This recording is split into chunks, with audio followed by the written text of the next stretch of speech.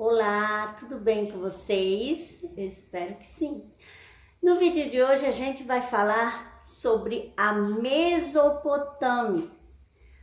Porém, antes de iniciarmos, deixa aquele like carinhoso, se inscreva no canal e, sem mais enrolação, vamos ao conteúdo.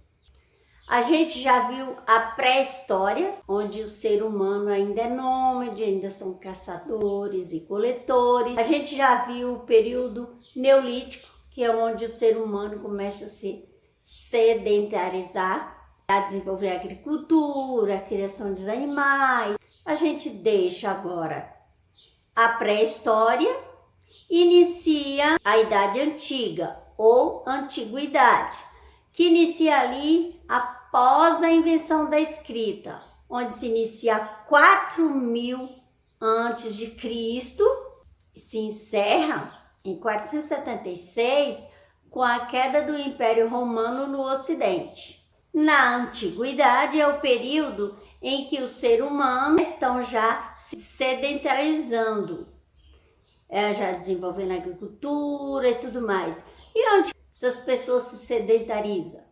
Geralmente às margens de algum rio.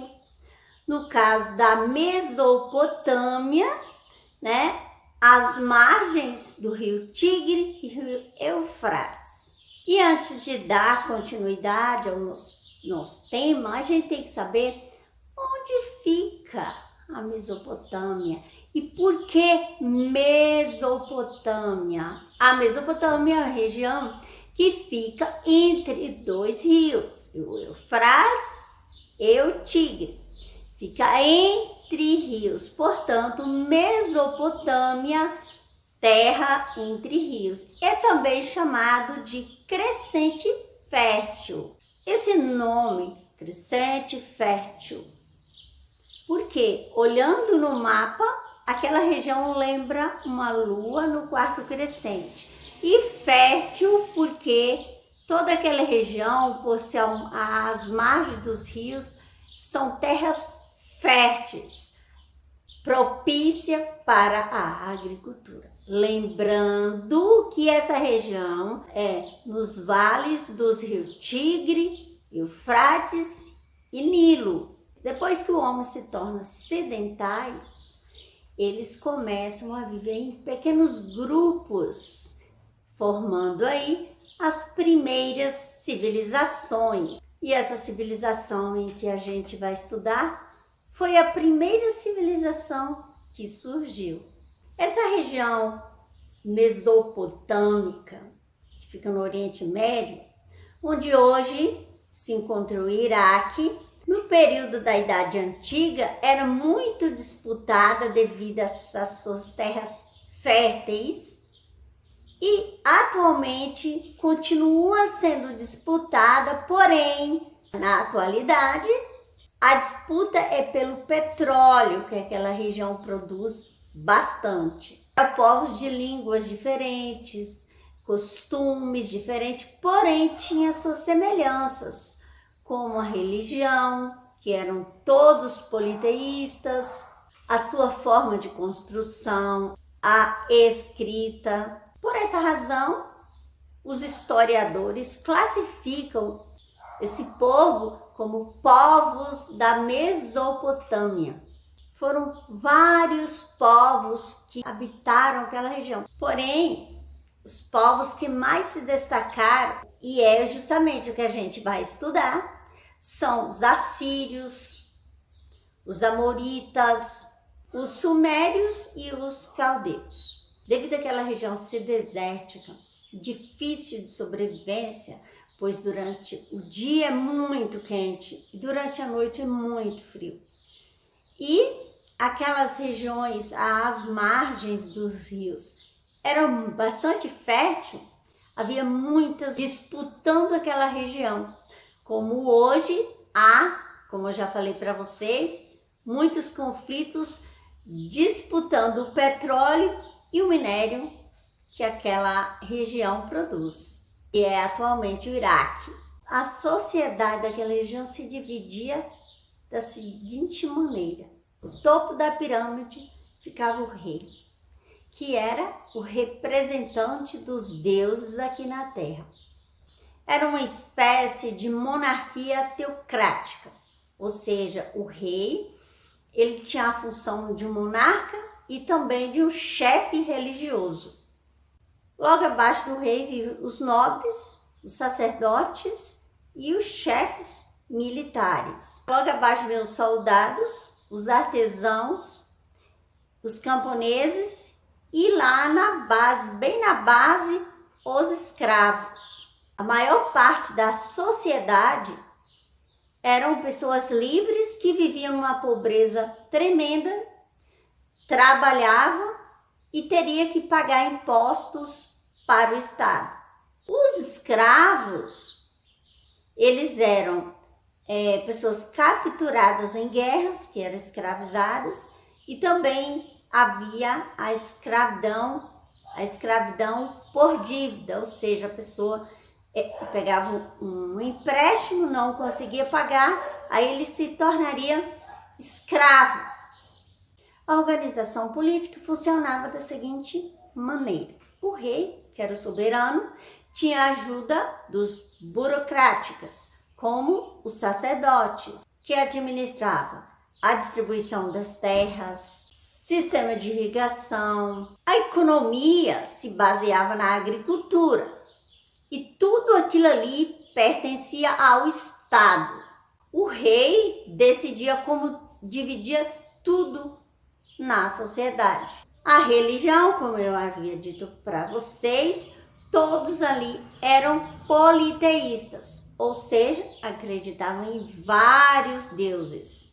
Os deuses eram baseados na natureza, como o sol, o vento, a água, a lua, e eles acreditavam também que os deuses eram capazes de fazer tanto bem quanto mal. Os sacerdotes tentavam identificar as vontades dos deuses através dos sonhos e também dos astros. Como eu havia dito para vocês, vários povos habitaram aquela região. Porém, alguns se destacaram mais por algum motivo ou outro. Esses povos são os que a gente vai estudar hoje. O primeiro povo que a gente vai estudar são os sumérios, que são os primeiros a ocuparem o sul da Mesopotâmia. Esses povos foram os que construíram as primeiras cidades, como Ur, Uruk, Lagash. Eram cidades-estados. O que são cidades-estados? São cidades independentes que têm os seus próprios governantes. Nesse caso, essa cidade era governada por um chefe religioso, o patese.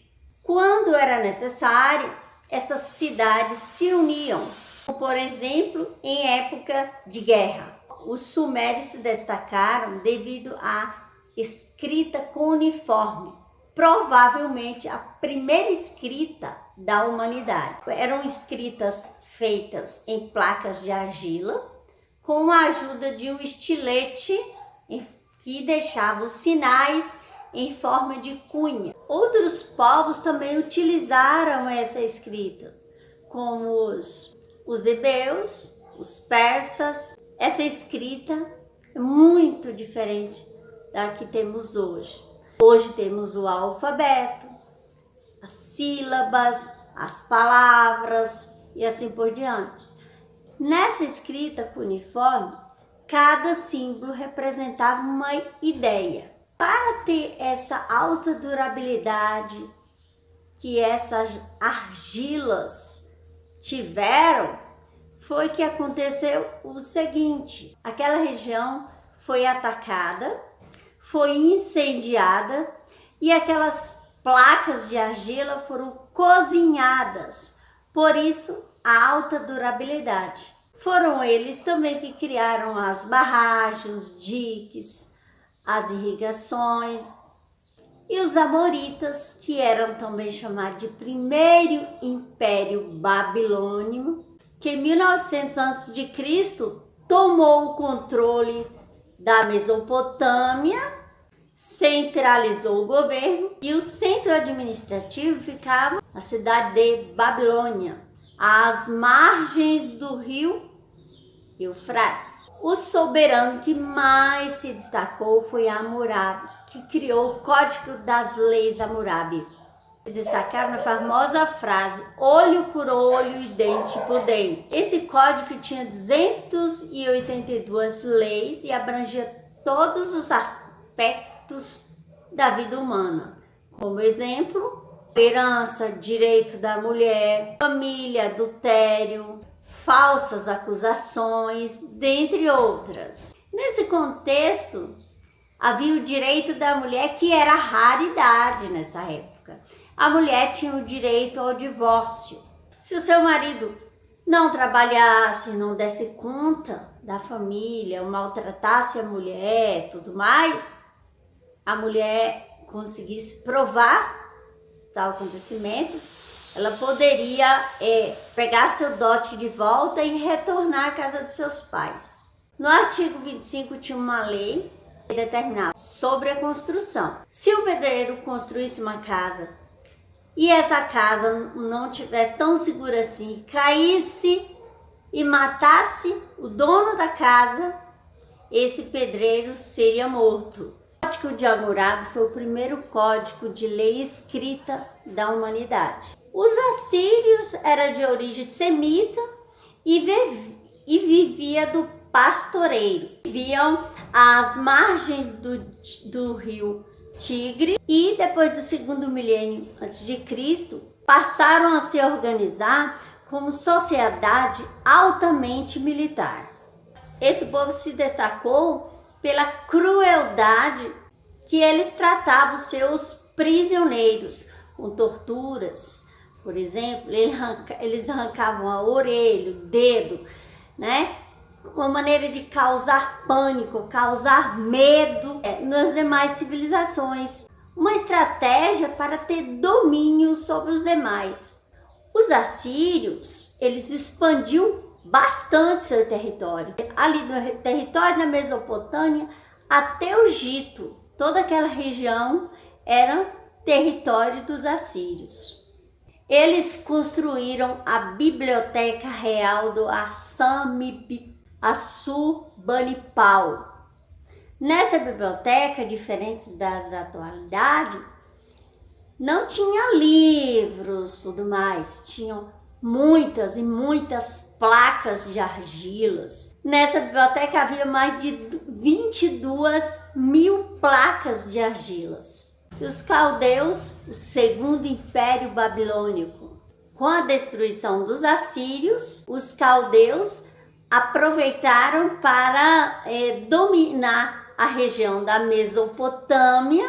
A capital volta a ser a Babilônia e o principal rei babilônico, Nabucodonosor, que foi de 605 a 563 a.C.